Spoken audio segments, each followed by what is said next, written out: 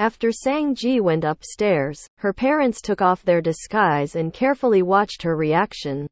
Sang Yan told them that Sang Zhi knew he was wrong, and cried all the way back, telling them not to criticize Sang Zhi anymore. Everyone decided to pretend that nothing happened, but Sang Zhi's ID card had to be put away to prevent such a thing from happening again. Sang Zhi put all the things about Duan Jiaxu in a box, and the star note also wrote her goal of being admitted to Yihe University. Sang Zhi silently opened and crossed out this wish, and then hugged sullenly after sitting with the box for a long time. She really wanted to say goodbye to Duan Jiaxu. Soon after, Sang Zhi was admitted to Yihe University as she wished. She lived a fulfilling life through military training and classes, and met a group of lovely roommates. Ning Wei, who loves to make videos, Yu Xin, a cool girl, and Wang. The four met Wang Ming from the Physical Education Institute by chance, and the lively Ning Wei added him on WeChat, asking him to bring the students from the Physical Education Institute to a gathering. Today is Ning Wei's birthday. Everyone celebrates with her. In the lively KTV, Sang Zhi, who was caught in the crowd and walked into the box, didn't see Duan Jiaxu. Hairline is doing very well in the company, and there are people who give him blind dates. For example, someone brought a very beautiful girl, Xiao Shu, here today. The atmosphere around Sang Zhi and the others was very relaxed, and some people came to chat with Sang Zhi. But Sang Zhi was not used to it, so when he went out to take a breath, he met Duan Jiaxu, who was sitting on the stairs. Sang Zhi accidentally brought a friend's cigarette with her clothes, so Duan Jiaxu's first sentence was to criticize her for not smoking.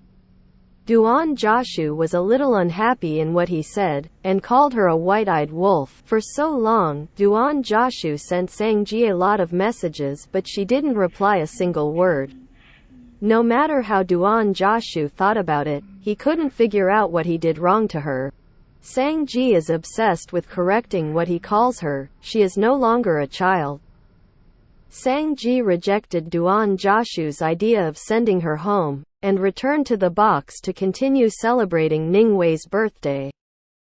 Sang's mother wanted to call Sang Zhi as usual, and Sang Zhi told her friends and left. She has been building herself up, she has grown up and is no longer a child, and even cursed at an old thing. Unexpectedly, Duan Jiaxu was guarding the door. He was even more unhappy when he heard these 3 words, but he still decided to send her back to school. In the car, the zombies were always awkward. Duan Jiaxu wanted to communicate with her seriously. Why did she have problems with him? Sang Zhi still avoids answering. She is very resistant to being called a child. She has grown up. Sang Zhi is still very curious about Duan Jiaxu's present. I heard that he is playing games now.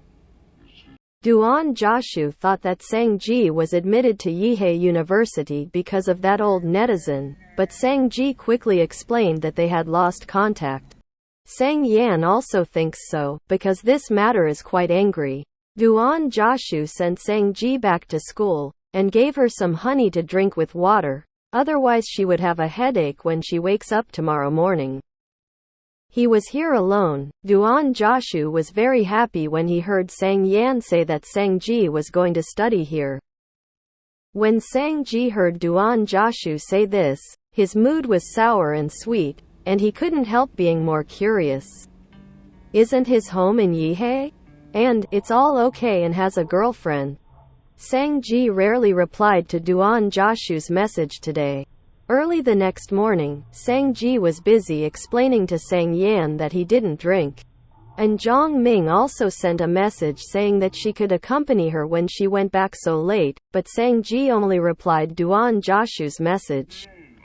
Sang Zhi told her roommates that she has a friend who likes her brother's friend, and she is very concerned about whether that friend always regards her as her younger sister.